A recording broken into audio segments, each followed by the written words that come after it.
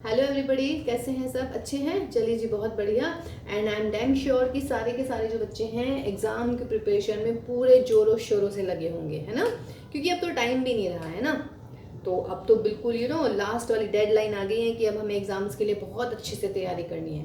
और I think तैयारी तो हो चुकी है, अब रिवीजन कर रहे हैं आप लोग शायद, हैं? तो चलिए उस रिवीजन में हम आपकी थोड़ी सी हेल्प कराते हैं बेटा। अभी जो है हमारे जो लास्ट 5 इयर्स के जो क्वेश्चन पेपर्स हैं, सैम्पल क्वेश्चन पेपर्स हैं या प्री बोर्ड्स हैं, उनमें से मैं इंपॉर्टेंट क्वेश्चंस करवाने वाली हूँ आने वाली सारी वीडियोस में, ठीक है? जैसे कि आज जो मैंने टॉपिक लिया है वो डिफरेंशियल इक्वेशन ली है, ठीक? अब डिफरेंशियल इक्वेशन के मैं आज 1 मार्कर और 2 मार्कर वाले जो 2 मार्क्स वाले जो क्वेश्चंस हैं वो कराने वाली हूँ इस वीडियो में। इससे नेक्स्ट वीडियो में हम जो है लेंथी वाले क्वेश्चन करेंगे। तो मैंने जो लास्ट ईयर के जो 5 ईयर के लास्ट ईयर वाले आपके सैम्पल क्वेश्चन पेपर हैं, उनमें से मैंने चैप्टर वाइज क्वेश्चंस कलेक्ट किए हैं जो इंपॉर्टेंट हैं, ठीक है? और उनको हम सॉल्व करने वाले हैं। ओके गाइज, तो चलिए let us start with this now. जो आपके जो क्वेश्चन है डिफरेंशियल इक्वेशन के, जो मैंने एनालिसिस किया है उसमें क्या है बेटा, 1 मार्कर और 2 मार्कर वाले क्वेश्चन है, या तो होंगे जैसे मैंने क्वेश्चन लिखा है find the order and degree या find the sum of order and degree, यानी कि ऑर्डर एंड डिग्री बेस्ड होंगे कुछ क्वेश्चंस, या फिर number of arbitrary constant general solution में और पर्टिकुलर सॉल्यूशन में, या फिर होंगे इंटीग्रेटिंग फैक्टर निकालिएगा, या फिर होंगे क्वेश्चन 1 मार्क में कि जनरल सॉल्यूशन निकालिए। सिंपल सी एक आपको डिफरेंशियल इक्वेशन देंगे, उसमें हमें जनरल सॉल्यूशन निकालने हैं। ओके गाइस, तो इन सारे टॉपिक्स को आज हम कवर करने वाले हैं, 1 मार्क वाले क्वेश्चन या फिर 2 मार्क वाले क्वेश्चन। तो देखिएगा, फर्स्ट टाइप के जो क्वेश्चन है that is the find the order and degree of the differential equation. अब देखिएगा, आप इस क्वेश्चन को बहुत ध्यान से पढ़ेंगे कि क्या कह रहे हैं वो। अगर वो कह रहे हैं ऑर्डर एंड डिग्री, तो आपने ऑर्डर निकालना है, डिग्री निकालनी है। Got my point? लेकिन क्वेश्चन अगर है find the sum, got my point? तो यहाँ आपको मिसरीड नहीं करना है क्वेश्चन में। अगर वो सम कह रहे हैं तो ऑर्डर और डिग्री को निकाल के आपने सम लिखना है, ठीक है? तो चलिए क्वेश्चन स्टार्ट करते हैं हम। Question number first, order and degree. अब देखिएगा, फर्स्ट है मेरा log of d2y over dx square is equal to dy upon dx का क्यूब प्लस x। पूछ रहे हैं what is the order and degree. Order हमेशा डिफाइन होता है डिफरेंशियल इक्वेशन का, ये हमें पता है। Order means highest order derivative जो होता है डिफरेंशियल इक्वेशन का, जैसे कि d2y over dx square dy upon dx, ये सेकेंड ऑर्डर, ये फर्स्ट ऑर्डर, तो हाईएस्ट क्या हुआ? सेकेंड। तो इसका मतलब ऑर्डर तो इसका मिलने वाला है 2। अब आती है डिग्री की बारी। डिग्री मैंने लिखा है डिफाइंड, अगर डिफाइंड होती है तो देखिएगा डिग्री कब नहीं डिफाइन होती है, ये बहुत सिंपल आपको क्लास के अंदर बताया गया है, लेकिन जस्ट फॉर रिवीजन, अगर सपोज करो बच्चों e की पावर के साथ में, log में, या a की पावर के साथ में, या साइन के अंदर, समझ रहे हैं? अगर ये सब के साथ में डेरिवेटिव्स की टर्म्स आ जाती हैं, एक्सपोनेंट में डेरिवेटिव, लॉग के साथ में डेरिवेटिव, ए की पावर में डेरिवेटिव, साइन के पावर में डेरिवेटिव, साइन के साथ डेरिवेटिव, साइन इनवर्स के साथ में डेरिवेटिव, ठीक है? अगर आ जाते हैं तो हम कहते हैं डिग्री नॉट डिफाइन। अब देखिएगा, लॉग आ रहा है डबल डेरिवेटिव के साथ में, तो डिग्री क्या हो जाएगी इस क्वेश्चन में? Not define. यानी कि ये क्वेश्चन था find the order and degree, तो ऑर्डर इज 2 एंड डिग्री फिलहाल नॉट डिफाइंड, ठीक है? नेक्स्ट क्वेश्चन पे आइए। नेक्स्ट से पहले इस पे आते हैं, थोड़ा इजी हो जाएगा, फिर मैं इसको रब कर दूंगी क्योंकि ये थोड़ा लेंदी होने वाला है। अब देखिए बेटा, ये कह रहे हैं d2y dx square plus dy upon dx का square is equal to x। Second order, first order, तो ऑर्डर तो डेफिनेट सी बात है इसका 2 हो गया है। अब क्या करते हैं डिग्री के लिए? डिग्री की क्या डेफिनेशन होती है? डिग्री होता है जो हाईएस्ट ऑर्डर डेरिवेटिव है उसकी पावर कितनी है। तो हाईएस्ट ऑर्डर डेरिवेटिव है डबल डेरिवेटिव और इसकी पावर कितनी है? 1, तो डिग्री कितनी हो गई? 1। और अगर इनके सम पूछ रहे हैं तो 2 + 1 इज इक्वल टू 3। सिंपल। अब कंफ्यूजन नहीं होना है कि हाईएस्ट ऑर्डर डेरिवेटिव 2 है और हाईएस्ट पावर 2 है। हाईएस्ट पावर की बात मैं नहीं कर रही हूँ, मैं कह रही हूँ the power of highest order derivative. तो this is the question. Okay guys, next पे आइएगा, what is the order? Order बहुत ही सिंपल है भाई, double derivative first derivative first derivative, तो ऑर्डर इज व्हाट 2 डिग्री। अब डिग्री में जल्दी नहीं करनी है, ऑर्डर हमेशा डिफाइन होता है डिग्री में और में नॉट भी। डिग्री ऑर्डर है इसका 2, इसकी पावर 2। अब आप जल्दी से क्या लिख देंगे, आई नो डिग्री को आप 2 लिख देंगे, लेकिन आप उधर जाइएगा राइट हैंड साइड पे, साइन किसके साथ आ रहा है, डेरिवेटिव के साथ आ रहा है। तो मैंने क्या बोला था अभी यहाँ पे लिखा था कि साइन हो यानी कि ट्रिग्नोमेट्री हो, इनवर्स ट्रिग्नोमेट्री हो, लॉगरिथमिक हो या एक्सपोनेंट फंक्शन हो, उनके साथ में डेरिवेटिव वाली टर्म नहीं आनी चाहिए। तो डेरिवेटिव आ रहा है तो इसका मतलब डिग्री को आप क्या लिखेंगे, not define. Got my point. तो देखिए 1 मार्क का क्वेश्चन बनता है ऑर्डर एंड डिग्री का, और यही वाली टाइप्स आ रही है। ठीक, ये वेरी सिंपल थी, इसमें आपका डिग्री नॉट डिफाइन, इसमें भी डिग्री नॉट डिफाइन। अब आते हैं हम क्वेश्चन नंबर 2 पर। देखिए क्वेश्चन नंबर 2 में क्या है। अब देखिए जब आपको डिग्री और ऑर्डर पढ़ाया है ना, तो आपको डिग्री के लिए बताया था कि एक तो फ्री फ्रॉम रेडिकल होना चाहिए differential equation. Free from radicals means derivative की जो पावर है वो रेशनल मतलब कि फ्रैक्शन पार्ट में नहीं आना चाहिए।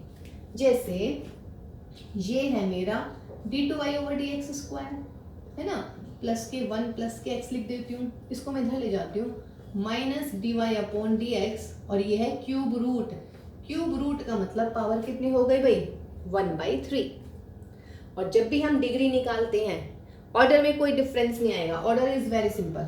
ऑर्डर क्या है इस क्वेश्चन का, ये सेकंड ऑर्डर है, ये फर्स्ट ऑर्डर है, तो ऑर्डर तो 2 मिल गया। अब डिग्री मुझे पता है आप क्या लिखेंगे कि भाई इसकी पावर तो 1 है, तो आप डिग्री लिख देंगे 1, and I am damn sure कि डिग्री 1 जो होगी ऑप्शन में जरूर दिखेगी, क्योंकि ये तो कंफ्यूजन करने के लिए होती है, कंफ्यूजन क्रिएशन इसी से तो होती है हमारी, समझ रहे हैं। तो फ्री फ्रॉम रेडिकल्स यानी कि पावर में डेरिवेटिव्स जो होते हैं वो फ्रैक्शन में नहीं होने चाहिए, ना ही नेगेटिव होने चाहिए, सिर्फ पॉजिटिव इंटीजर्स होने चाहिए। ओके आप देखिएगा पॉजिटिव इंटीजर्स एंड 0 यानी कि जब नहीं होता। ठीक, अब मुझे क्यूब रूट हटाना है तो मुझे क्या करना पड़ेगा, क्यूब करना पड़ेगा सारा।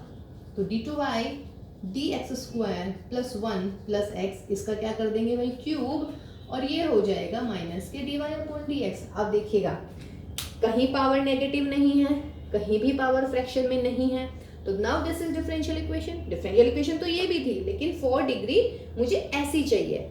अब बेटा जब मैं क्यूब खोलूंगी तो डेफिनेट सी बात है, I am not interested in all terms, but मुझे पता है इसकी पावर 3 आएगी, और फिर मैं इसको ओपन कर लूंगी। अगर मैं इसको एक टर्म मान लूंगी and so on, I am not interested in the remaining terms, just my concern is कि इसकी पावर कितनी आएगी, इसकी पावर आएगी 3, तो इसका मतलब है डिग्री कितनी हो गई इसकी 3। और अगर वो सम पूछ रहे हैं 2 + 3 यानी कि 5, देखिए प्री बोर्ड में क्वेश्चन आया था हमारा, है ना, तो प्री बोर्ड में बच्चों ने क्या किया था, ऑर्डर एंड डिग्री लिख दी, बट बच्चा वो ऑर्डर एंड डिग्री तो पूछ ही नहीं रहे हैं, वो तो सम पूछ रहे थे, तो आपको सम भी लिखना चाहिए था ना, तो यहाँ पे आपके हाफ मार्क्स चले गए।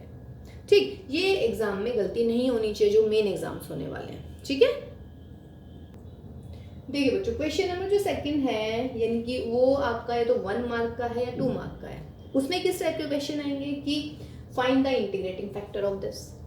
ठीक है, ये इंटीग्रेटिंग फैक्टर क्या है, तो डेफिनेट सी बात है 1 नंबर के आने वाले हैं। या आएगा बहुत सिंपल सी डिफरेंशियल इक्वेशन दे देंगे और कहेंगे find the general solution of this, या फिर जनरल के साथ में हम पर्टिकुलर सॉल्यूशन भी लिख सकते हैं। यहाँ पे बहुत सिंपल सी होगी ये, डेफिनेट सी बात है, वेरिएबल सेपरेबल की ही जाएगी।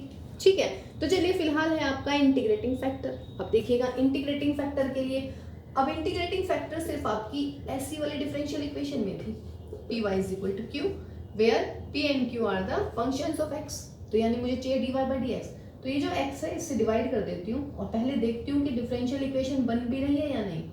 जब x से डिवाइड करेंगे तो माइनस के 1/x, और जब भाई x²/x, इसका मतलब डिफरेंशियल इक्वेशन बन गई dy/dx प्लस माइनस के 1/x y = x।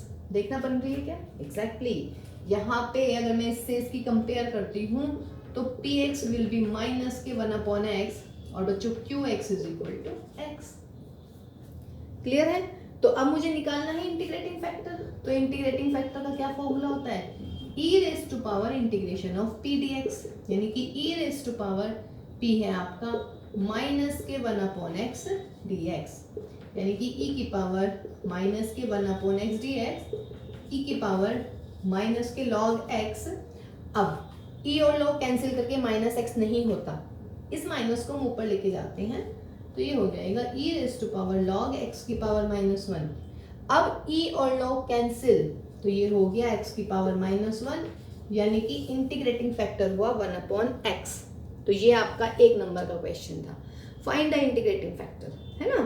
तो इंटीग्रेटिंग फैक्टर आपको अगर याद हो तो इस टाइप की इक्वेशन में होता है, ठीक। अब इसको लेके आइएगा, बिल्कुल सेम है, यहाँ पे x² है, यहाँ पे 2x² है, तो मैं इसको जल्दी से करती हूँ। dy अपॉन dx माइनस के 1/xy is equal to 2x।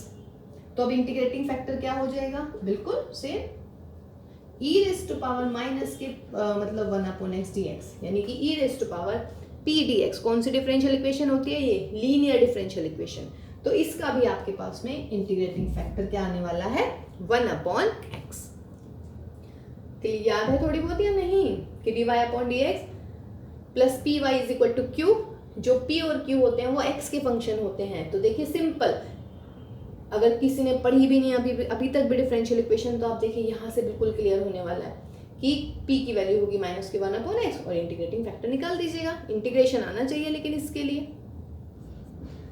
देखिए बेटा, नेक्स्ट आ रही है कि ये 2 मार्क वाले हैं, है ना। 2 नंबर वाले क्वेश्चन किस टाइप के आ सकते हैं, find the general solution for this differential equation, ठीक है, जनरल सॉल्यूशन निकालना है। अब देखिएगा x और y, इसको मैं कैसे लिख सकती हूँ, e raise to power x, e raise to power y। अब क्या लग रहा है आपको, वेरिएबल सेपरेबल, इसको dy के साथ में लिख देते हैं, यानी कि dy अपॉन e की पावर y, और इस dx को मैं इधर लेके चली जाती हूँ।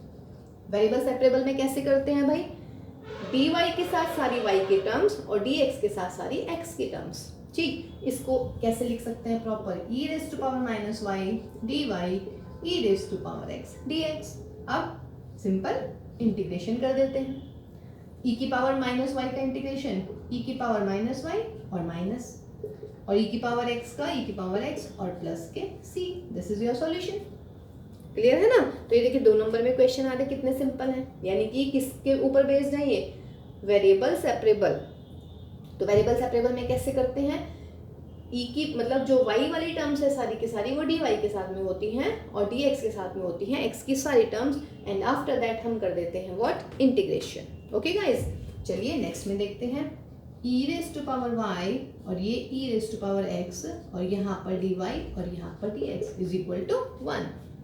अब e की पावर y dy और इधर e raise to power x dx। देखिए y एक तरफ, x वाला एक तरफ, ऑन इंटीग्रेटिंग e की पावर y रेज़ का इंटीग्रेशन क्या होता है, e की power y, e raise to power x का integration e raise to power x और प्लस के आप c कर दीजिएगा, कांस्टेंट हम ऐड करते ही हैं। तो देखिए 2 नंबर का क्वेश्चन है भाई, है ना। तो इस टाइप के आ सकते हैं जब हम वेरिएबल सेपरेबल करते हैं 2 नंबर में। उसके बाद 2 नंबर में ऐसा भी आ सकता है, सिंपल सा दे दें और थोड़ा सा आगे बढ़ा देते हैं कि भाई आप निकालो इसका पर्टिकुलर सॉल्यूशन, तो वो नेक्स्ट करते हैं हम।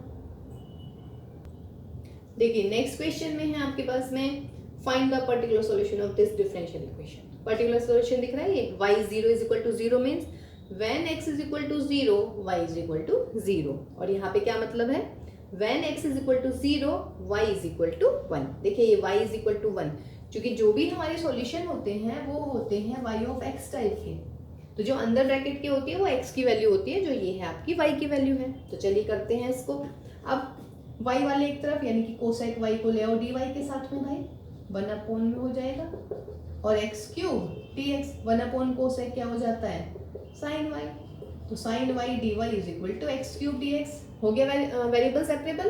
क्या करें, इंटीग्रेशन, साइन y का इंटीग्रेशन माइनस के कॉस y और x क्यूब का x की पावर 4/4 प्लस का c।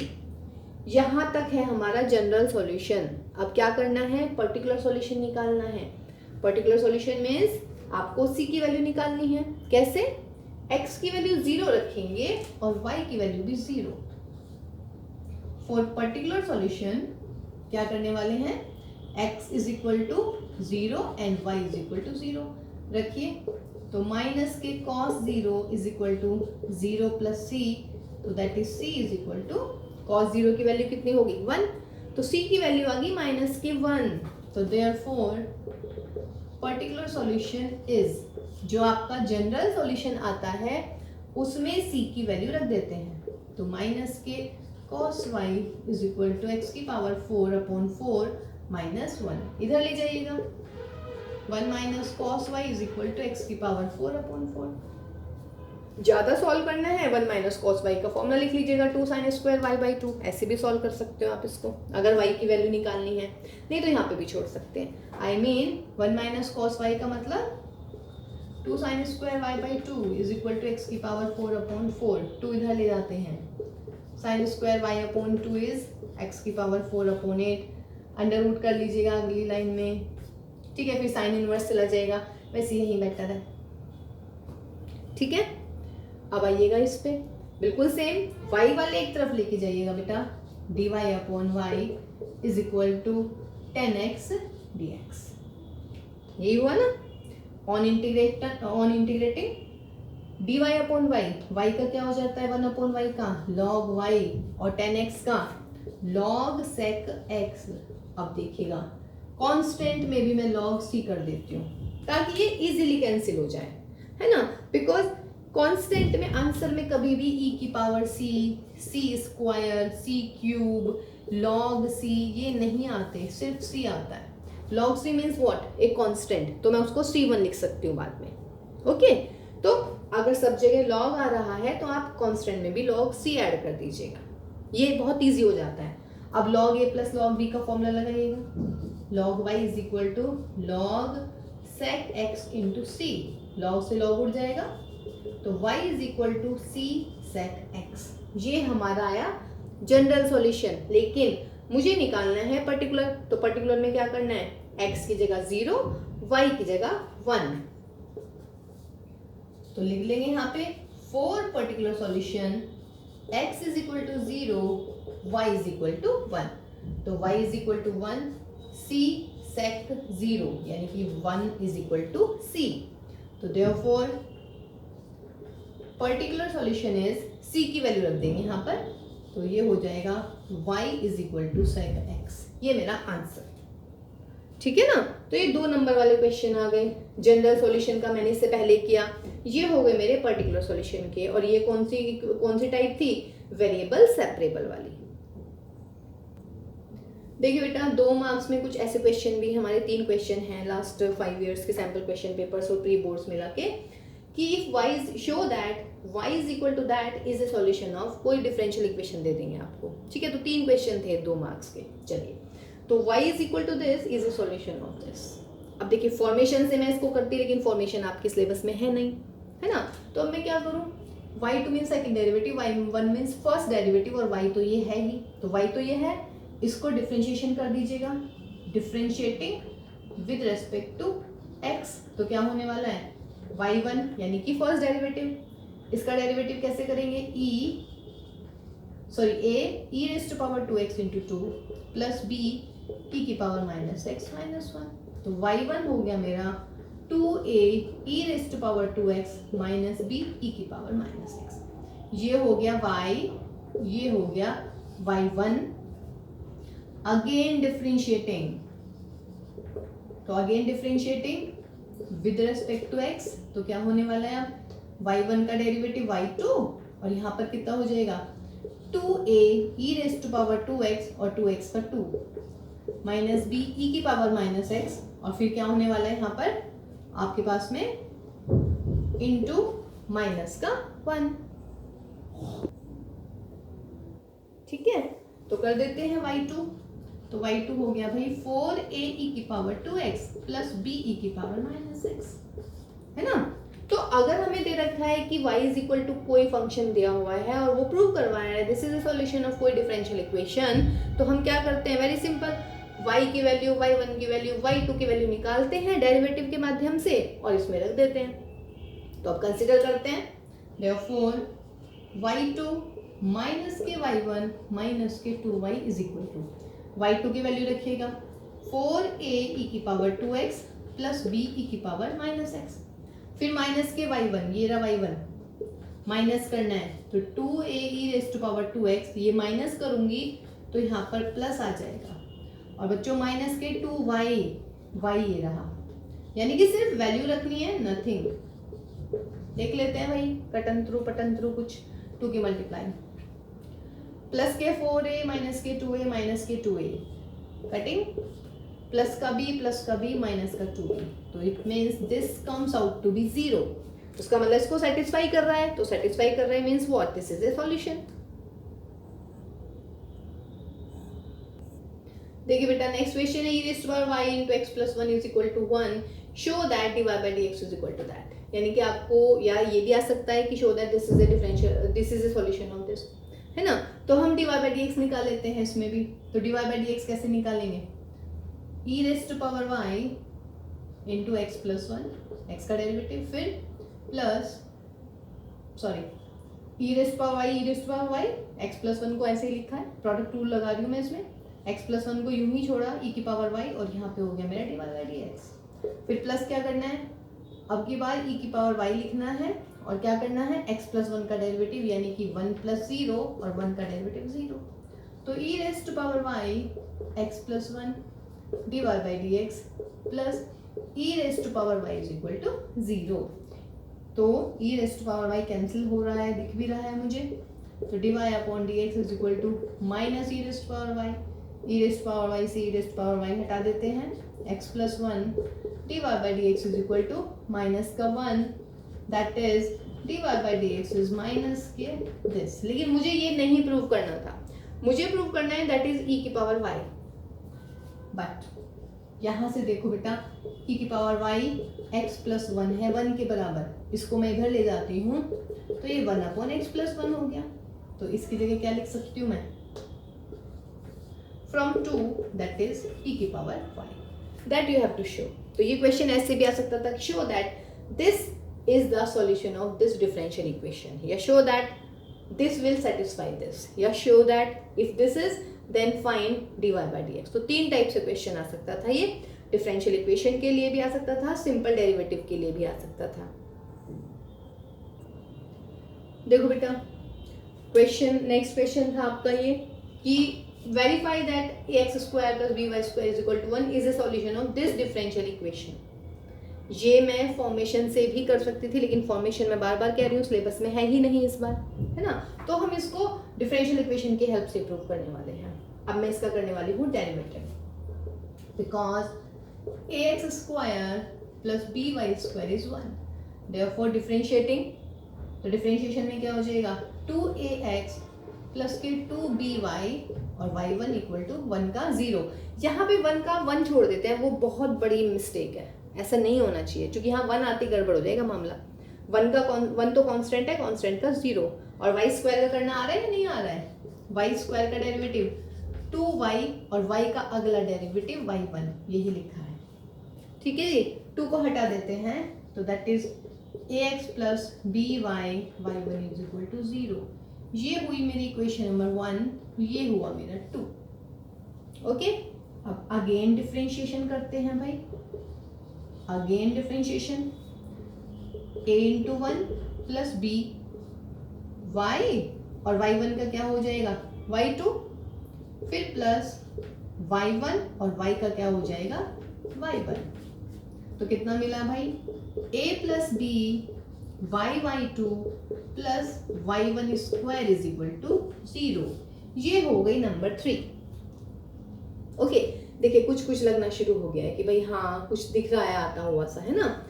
अब अगर मैं यहाँ से a की वैल्यू निकाल दूं, therefore a is equal to minus का b एंड दिस, ये नंबर 3 ले लेते हैं इसको, a की वैल्यू यहाँ लिख लेती हूँ मैं, तो देयरफॉर फ्रॉम 2 एंड 3 a की वैल्यू रखिएगा यहाँ पर, तो माइनस के b x y2 plus y1 square plus के b y1 is equal to what, 0।